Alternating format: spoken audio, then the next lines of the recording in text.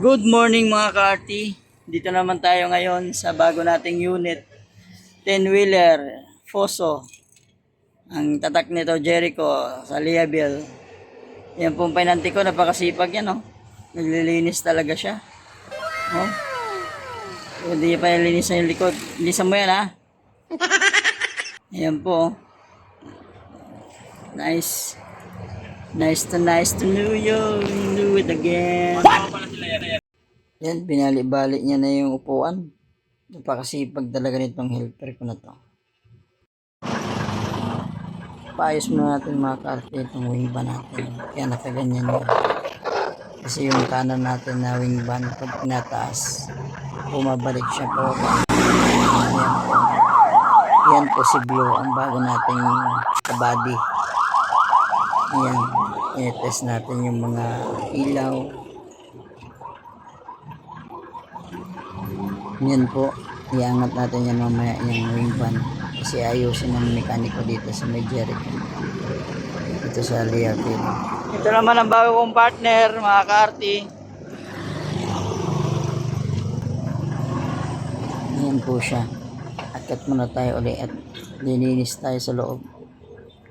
Maraming alikabok, mga abubot. Linisan muna natin para maganda pagdating sa biyahe. Press ng ating unit.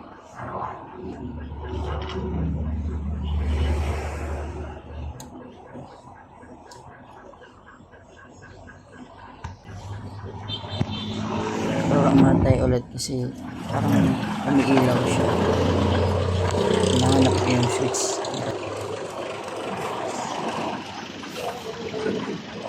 Walang ilaw yung top light niya. Kailangan pa natin ipagawa.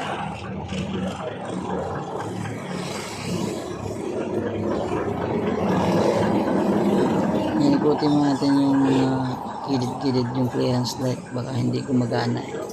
Yung mga clearance light, check natin. Yung likod, yung brake light, yung taas ng ilaw.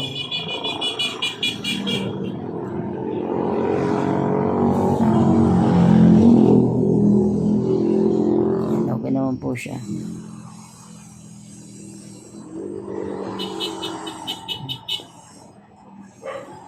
Yan yung partner niya. Magkatabi sila ng aking kabayo. Yan si Fox. Ayan si Fox. Dalawa lang unit natin. Yan yung nakikilala si Fox. Magkatabi yung dalawang unit natin. Yan po si Fox. Ang bago nating unit, tatawagin natin si Ned. Ang pangalan nitong ating unit na bago ay pangalan ay si Ned. Ayan, linisan mo natin kaya maraming mga dahon. Tagal na na-stop.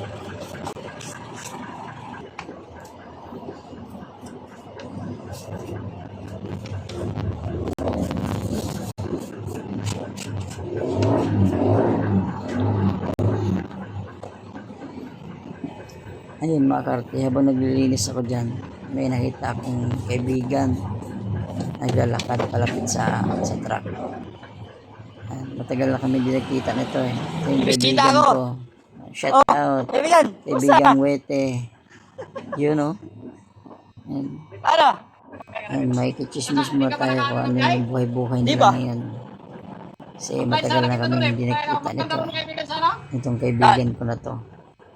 Balita ko asinsado na daw to. Marami ng negosyo. Hindi totoo yan. Naka-extra ko doon. Sa permit. Bye. Yung mga charger na, pag nabasag yung mga tubo doon, mga plastic. 2 hours later. Yun na nga mga ka-RT. Sinisimula na paggawa yung wingman. Pag inaangat kasi yan, kusa na siyang bumababa. Kaya baka sirain yung sa jack. Yan, papalitan yan. Yun, hindi ko alam kung anong araw matapos yan mga ka-RT para makabiyahe na tayo. Yun, abang-abang lang mga ka-RT sa bagong kaibigan natin dyan, mga subscriber. Don't forget to subscribe.